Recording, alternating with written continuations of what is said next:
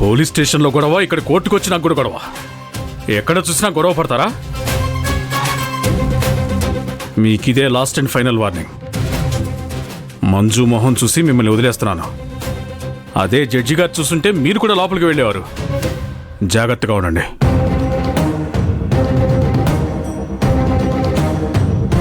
Court 2వ session మొదలవబోతుంది. తిప్పు, పిలుస్తున్నారు.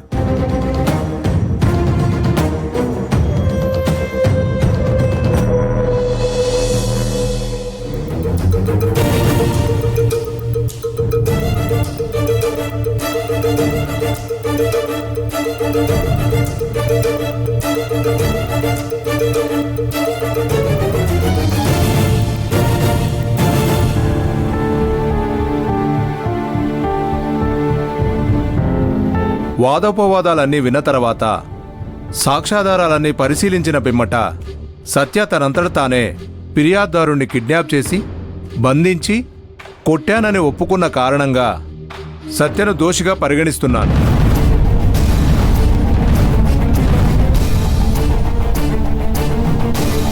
అదేవిధంగా ఫిర్యాదుదారుడు తనను ఒకసారి సత్య కొట్టాడని, మరోసారి కొట్టలేదని ఇలా కోర్టు వారిని కన్ఫ్యూజ్ చేసినందుకు గాను మరోసారి కోర్టుకు తీసుకురావాల్సిందిగా పోలీసు వారిని ఆదేశించడమైనది. సత్యకు 15,000 పూచీకత్తు మీద బెయిలు మంజూరు చేయడమైనది.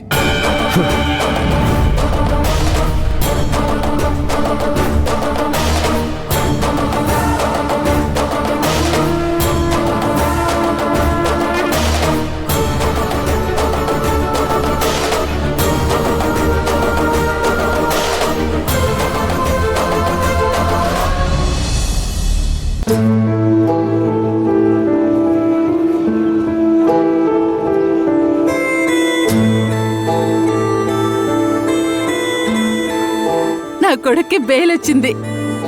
ఆ దేవుడు నన్ను నా కొడుకుని చల్లగా చూశాడు. నా కొడుక్కి బెయిల్ వచ్చిందండి చిత్రకారులు గారు. ఇకనైనా ఆ కాగి పిల్లని మెచ్చుకోవడం మానేయండి.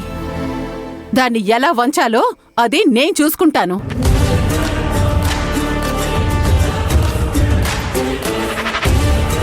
సత్య, కంగ్రాచులేషన్స్, నీకు బెయిల్ వచ్చినందుకు. ఇక పుస్కి మాత్రం నా చేతిలోంచి తప్పించుకోలేడు. చాలే, ఆపండి. ఇది కోర్టు. ఒళ్ళు దగ్గర పెట్టుకుని జాగ్రత్తగా మాట్లాడండి.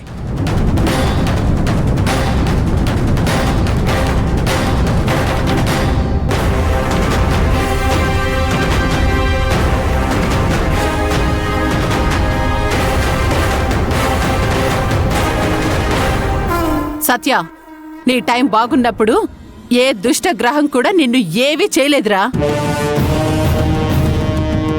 దిష్టి బొమ్మలా చూస్తూ ఉండడం తప్ప. శనికి దూరంగా ఉండమంటారు.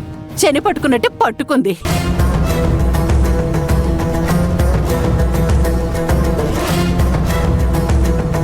మంజు, నువ్వు గెలిచావు.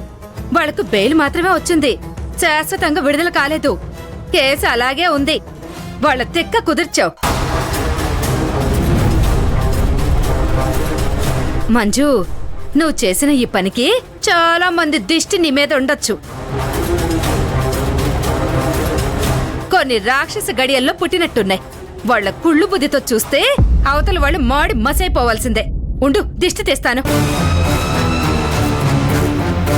ఎరుగు దిష్టి, పొరుగు దిష్టి, ఈ పక్కింటోళ్ళ దిష్టి, అందరి దిష్టి పోవాలి. తూ తూ తూ తూ. వదినా, మంజుతో కాస్త మాట్లాడాలి. మాట్లాడు. నీ కూతురు చాలా గొప్ప పని చేసింది. డ్యూటీని సిన్సియర్గా చేసింది. రౌడీల్ని బొక్కలో వేసి కోర్టుల చుట్టూ తిప్పుతుంది. మంజు, మీరు రండి.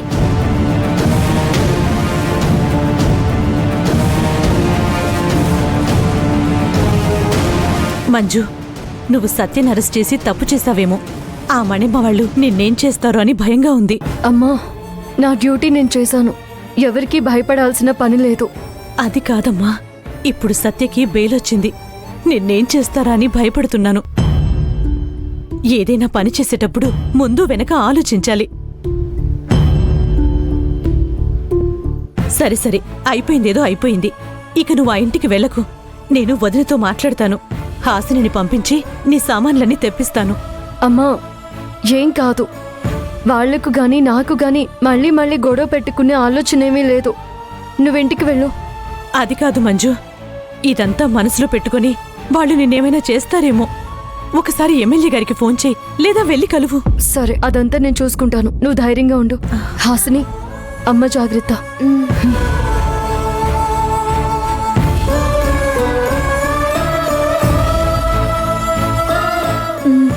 అయ్యో రూపా, ఏమైంది?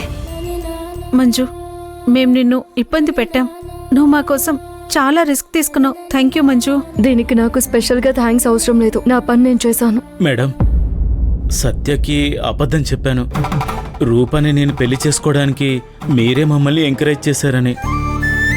నేను చెడ్డవానని తెలిసి కూడా నాకు మంచి చేశారు మేడం. మీరెప్పుడూ సంతోషంగా ఉండాలి. మంజు, నేను పెళ్లిపీటల మీద నుంచి వెళ్ళిపోవడం వల్లే మీరు సత్యం చేసుకోవాల్సి వచ్చింది. నా కారణంగానే ఒక రౌడీ మీ జీవితంలోకి వచ్చారు. తలుచుకుంటేనే బాధేస్తోంది. మంజు, నేను మళ్ళీ అడుగుతున్నా, మమ్మల్ని క్షమించు. క్షమించమనడాలు అక్కర్లేదు. మీరు హ్యాపీగా ఉండండి. వెళ్ళండి.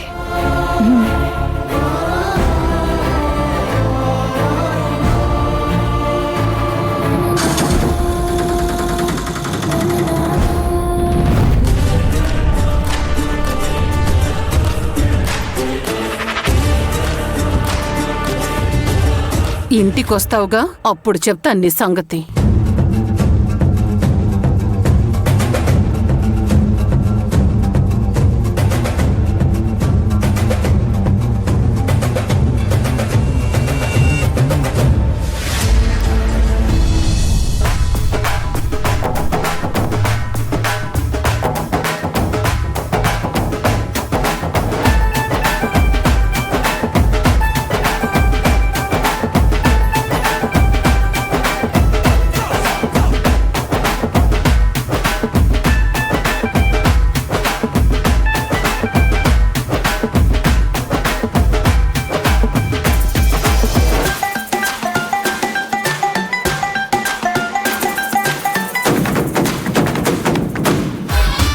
సత్యకు బెయిల్ వచ్చిందా?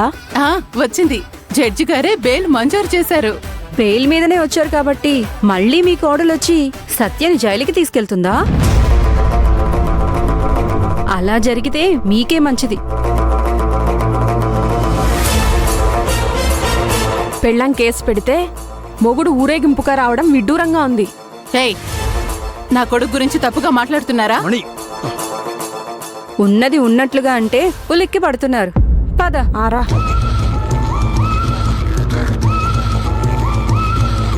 ఏ అమృత, ఇంకా నిలబడి ఇక్కడ చూస్తున్నావేంటి? లోపలికి వెళ్ళి హారతి పళ్ళం తీసుకునిరా. సత్యకి హారతిచ్చి స్వాగతం పలుకుదాం. వెళ్ళు. అలాగే అత్తయ్య, ఇప్పుడే తీసుకొస్తాను. ఆగమ్మా, హారతి ఇవ్వాల్సినంత ఏమీ లేదు ఇక్కడ.